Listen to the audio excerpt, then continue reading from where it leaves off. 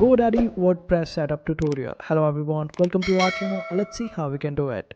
For this, you will have to open up your GoDaddy account. Make sure that you log into your account, and after that, go to the product section. Over there, just scroll down and you would be able to find the option of web hosting. Just click on it.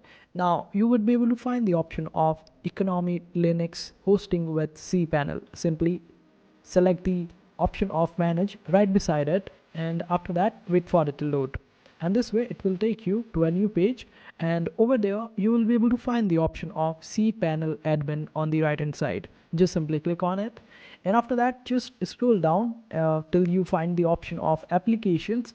Under featured applications you should be able to locate WordPress. Simply select WordPress, and after that you would be able to find the option of install this application.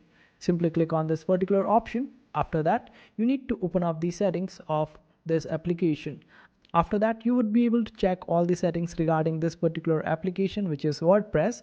Just make changes to it like the admin name, the password, and all sort of details in case if you want to make changes to it.